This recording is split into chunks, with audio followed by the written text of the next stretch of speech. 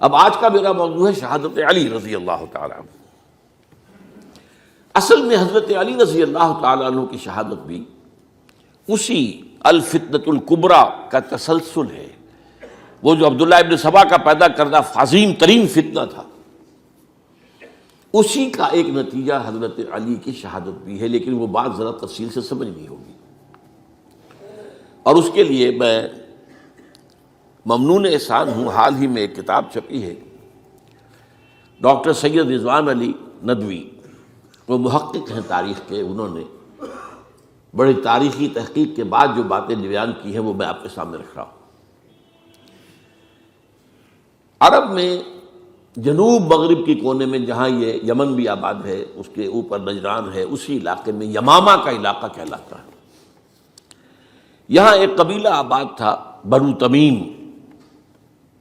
یہ جو لوگ تھے بڑے کرخت مزاج، جنگجو، اکھڑ، ضدی، اور جس بات کو ایک دفعہ مان لے اس پر اڑ جانے والے اور مر مٹنے والے۔ یہیں سے فتنہ پہلا اٹھا تھا، سب سے بڑا جو نئے جھوٹے نبی کھڑے ہوئے تھے ان میں سب سے بڑا تو مسیلمہ کذاب تھا، یہی تو علاقہ تھا۔ اور اس کے خلاف اس فتنے کی سرکوبی میں کتنے صحابہ، 1200 صحابہ ایک جنگ کے اندر شہید ہوئے، جن میں 500 جو ہیں وہ حفاظ تھے رضی اللہ تعالیٰ عنہ اجمعین۔ تو یہ لوگ جو یہ تھے بڑے زوردار تھے۔ اس قبیلے کے بارے میں حضرت عمر رضی اللہ تعالیٰ عنہ نے ایک بڑی عجیب حکمت عملی اختیار کی۔ ان کو وہاں سے اکھاڑ کر اور ایران کی سرحدوں پر آباد کر دیا، اب جہاں پر جہاد ہو رہا تھا،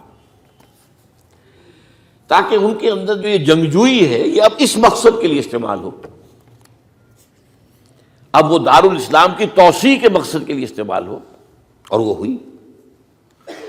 حضرت عمر نے 2 چھاؤنیاں بنائی تھی رضی اللہ تعالیٰ عنہ، کوفہ اور بصرہ، کیونکہ ظاہر بات ہے کہ اب جو اسلام کا دائرہ پھیل رہا تھا اور اسلامی حکومت پھیل رہی تھی، اور زیادہ تر جو ہے مشرق کی طرف پھیل رہی تھی، ایران اور خراسان وغیرہ کی طرف، تو اب مدینے سے اس کا کنٹرول اتنا آسان نہیں تھا، فاصلہ تھا، تو چھاؤنیاں بنائیں تاکہ یہ اس سرحد کے اوپر یہ موجودہ مرکز رہے یا فوجیں موجود رہیں، کہیں کوئی بغاوت ہو تو اس کو کچلنے کے لیے وہ قوت فوری طور پر دستیاب ہو سکے۔ یہ لوگ ہیں کہ جو عبداللہ ابن سبا کی فتنے سے سب سے زیادہ متاثر ہوئے۔ ان کی مزاج میں وہ کجی تو تھی نا۔ حضرت عمر بھی ان کا جو ایک مضبوط کنٹرول تھا انہیں دبائے رکھا ہے، اور ان کا رخ جو ہے ایک دوسری طرف موڑ کر اس سے اسلام کو فائدہ پہنچایا۔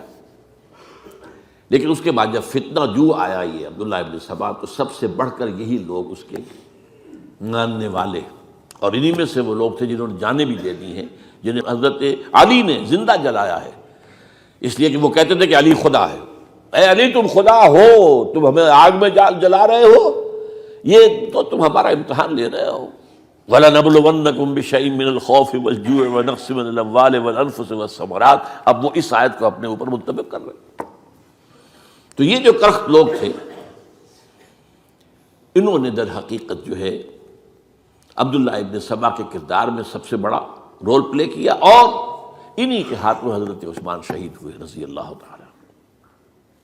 اور اس کے بعد انہوں نے حضرت علی رضی اللہ تعالیٰ عنہ کو اپنے گھیرے میں لے لیا، کیونکہ انہی کی کثیر تعداد موجود تھی مدینے میں جب حضرت عثمان شہید ہوئے۔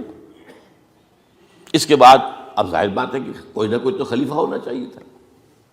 حضرت طلحہ سے کہا گیا، انہوں نے معذرت کر لی، حضرت زبیر سے کہا گیا، انہوں نے معذرت کر لی۔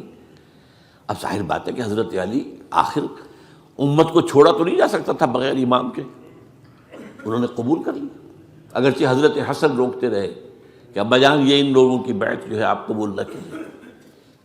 حضرت حسن تو ان میں سے ہیں جو حضرت عثمان کے دروازے پر کھڑے تھے پہرے دار کی حیثیت سے، حسن اور حسین رضی اللہ تعالیٰ عنہ، انہیں تو معلوم تھا فتنہ جو کون لوگ ہیں۔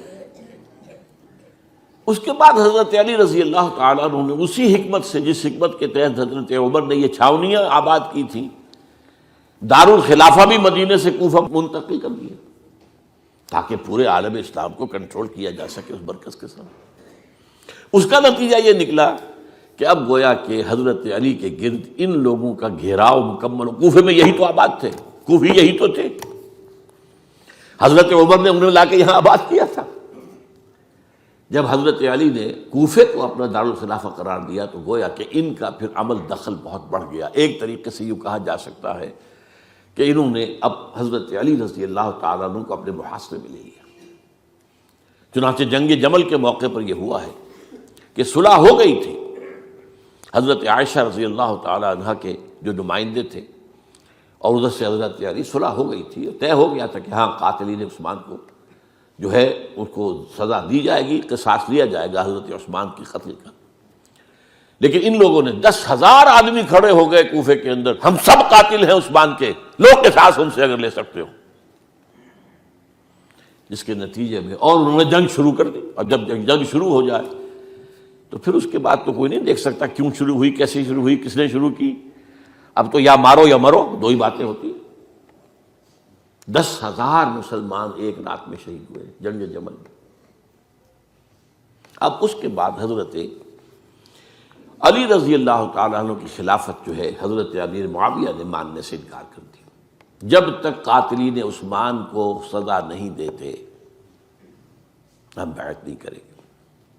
یہ نہیں کہ دعویٰ کیا ہو کہ میں خلافت کا حقدار ہوں، یہ نہیں، لیکن یہ کہ آپ کو ان کو سزا دینی چاہیے۔ اب یہ تھا وہ مخمصہ جس میں حضرت علی رضی اللہ تعالیٰ عنہ وہ فرماتے تھے تم میرا ساتھ دو تو میں ان قاتلین عثمان سے سزا جو ہے ان کو سزا دے سکتا۔ ادھر انہیں پتا تھا کہ میں سرنڈر کرتا ہوں تو مجھے علی تک تو پہنچنے کوئی نہیں دے گا، راستے میں ختم کر دیں گے رضی اللہ تعالیٰ عنہ۔ تو یہ پیچ تھا ایک جو ایسا پڑا ہے۔ اب اس میں جب حضرت معاویہ اور حضرت علی کے مابین فیصلہ کن جنگ ہوئی، جنگ صفین جسے کہتے ہیں، جس میں 70,000 مسلمان ایک دوسرے کی تلواروں، تیروں، نیزوں سے قتل ہوئے۔ اس موقع پر حضرت معاویہ کی طرف سے ایک آفر آئی، قرآن مجید کو نیزے پر اٹھا کر لوگوں نے کہا کہ یہ خون ریزی بند کر دو، ہم قرآن کا فیصلہ ماننے کو تیار ہیں۔ حضرت علی دیکھ رہے تھے کہ یہ اصل میں میری فتح کو شکست سے بدلنے کا پروگرام ہے، تقریباً فتح میری ہو چکی ہے، لیکن یہ جو طبقہ تھا یہ انہوں نے کہا نہیں بڑی ٹھیک بات کہہ رہے ہیں، وہ مانیے ان کی بات، جنگ بند کی۔ انہوں نے ہی یہی لوگ تھے جنہوں نے مجبور کیا حضرت علی کو کہ وہ تحکیم پر رضامند ہو جائے۔ اس کے بعد تحکیم میں جو معاملہ ہوا، حضرت علی حضرت عبداللہ ابن عباس کو اپنی طرف سے حکم بنانا چاہتے تھے، یہ اڑ گئے نہیں۔ یہ اڑ جانے والے لوگ، اور یہی اصل قوت تھے، وہاں ساری طاقت کوئی نہیں کی تھی۔ تو انہوں نے ابو موسیٰ اشعری کو اپنی طرف سے مقرر، وہ بہت نرم خو آدمی تھے، انہیں برابر۔ بہرحال جو بھی بات طے ہوئی، اب تاریخ کی روایتوں میں اختلاف ہو سکتا ہے، کہا یہ جاتا ہے کہ طے تو یہ ہوا تھا حکمین کے مابین، ادھر سے ابو موسیٰ اشعری، ادھر سے عمرو بن العاص رضی اللہ تعالی عنہما، کہ آپ اپنے جو کلائنٹ ہیں حضرت علی آپ انہیں معزول کر دیجئے، میں معاویہ کو معزول کر دیتا ہوں، پھر جو ہے مسلمان فیصلہ کر لیں کسی اور کی عبادت۔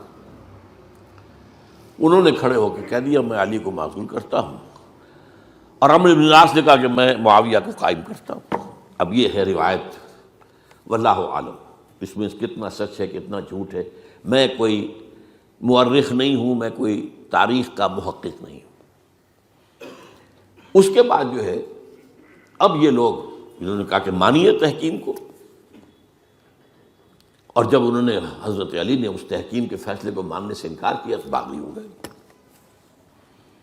حضرت علی کو کافر قرار دیا، اور جا کر ایک جگہ پر حرورہ ایک جگہ تھی وہاں پر جا کے جمع ہو گئے، جتھا بندی کی بہت بڑی طاقت پر وہاں کر۔ انہوں نے طے کیا کہ علی بھی کافر ہو گیا، معاویہ بھی کافر ہو گیا، عمرو بن العاص بھی کافر ہو گئے، سب کافر ہیں۔ حضرت علی کی طرف سے ایک گئے سفیر ان سے بات کرنے کے لیے، تو انہوں نے کہا تم ہی نے تو کہا تھا کہ تحکیم کو تسلیم کرو، کہ ہاں ہم نے گناہ کیا تھا، کفر کیا تھا، ہم توبہ کی ہم نے۔ اگر علی بھی مان لے کہ میں نے مان کر کفر کیا تھا، اب میں توبہ کرتا ہوں، تو ہم ان کی بات مان لیں گے۔ اب حضرت علی اس طرح کا جھوٹ کیسے بولتے ہیں؟ انہوں نے تو کوئی کفر نہیں کیا تھا۔ بہرحال انہوں نے پھر بھی نرمی برتی کہ دیکھو اگر تم کوئی خونریزی نہیں کرو گے، فساد نہیں مچاؤ گے، تو میں تمہیں کچھ نہیں کہوں گا۔ لیکن وہ اپنی ان شرارتوں سے بعد نہیں آئے۔ تو پھر تیسری جو بڑی جنگ ہوئی ہے ان جنگوں میں، جنگ نہروان کہلاتی ہے، حضرت علی کی جنگ خوارج کے ساتھ، جس میں 4000 خارجی جو ہے وہ قتل ہوئے۔ اور یہ بات اب آپ نوٹ کر لیجئے کہ یہ لوگ جیسا کہ اکھڑ بھی تھے لیکن اپنی بات پر ڈٹ جانے والے تھے، لیکن ساتھ ہی دیندار بھی تھے، نمازی اور روزہ دار بھی تھے۔ یہ اس طرح کے لوگ نہیں تھے کہ جو فاسق اور فاجر ہو، بس یہ مزاج کا ایک ہے، جو بات دل میں بیٹھ گئی اڑ گئے۔ تو یہ اصل میں انہوں نے پھر فیصلہ کیا کہ اور تو ہمارے بس میں اب کچھ نہیں ہے، ان تینوں کو قتل کر دیا جائے، علی کو بھی اور معاویہ کو بھی اور عمرو بن العاص کو بھی۔ تو ایک جگہ ان کی سازش ہوئی، 3 آدمی معین ہو گئے، ایک ہی وقت کا طے فیصلہ ہو گیا، فلاں تاریخ کو فجر کے وقت تم جاؤ، وہ تم کوفے کی جامع مسجد میں، جب علی نماز جماعت کرا رہے ہو خنجر مارو انہیں۔ اور یہ اس کا نام ابن ملجم تھا، خارجی، یہ وہی لوگ بنو تمیم کے لوگ۔ دوسرا جو تھا وہ دمشق میں حضرت معاویہ کو قتل کرنے شہید کرنے کے لیے پہنچ گیا۔ تیسرا مصر پہنچ گیا حضرت عمرو بن العاص کو۔ اب یہ بات اللہ کی طرف سے ہے، یہ تو اس کی مشیت ہے، اس کا فیصلہ ہے۔ حضرت علی پر وار کارگر ہوا، اب شہید ہو گئے۔ حضرت معاویہ پر وہ وار ذرا اوچھا پڑا، زخمی تو ہوئے لیکن آپ کی جان بچ گئی۔ عمرو بن العاص اس روز مسجد میں کسی معذوری کی وجہ سے، عذر کی وجہ سے فجر میں آ ہی نہیں سکے، لہذا حضرت علی کی شہادت ہو گئی۔ اب یہ ہے اصل پس منظر، کن لوگوں نے کیا شہید، اصل میں وہ سمجھ لینے کی بات ہے۔ یہ خوارج نے شہید کیا، لیکن خوارج کا فتنہ سبائی فتنے ہی کا آف شوٹ ہے، اسی کے ذیل میں ہے، اسی کی ایک شاخ ہے، اسی کا ایک نتیجہ ہے۔ یہ خوارج جو ہے بعد میں بھی ان کی مسلسل جو ہے وہ جنگیں رہی ہیں۔ بہرحال اس صورتحال کو یہ سمجھ لیجئے کہ یہ خلفائے ثلاثہ رضی اللہ تعالی عنہ، حضرت عمر شہید، عثمان شہید، علی شہید۔ عجیب بات ہے کہ تینوں کا نام عین سے شروع ہوتا ہے، عمر عین سے، عثمان عین سے، علی عین سے، تینوں شہید ہوئے ہیں۔ لیکن یہ کہ یہ ہے تاریخی پس منظر۔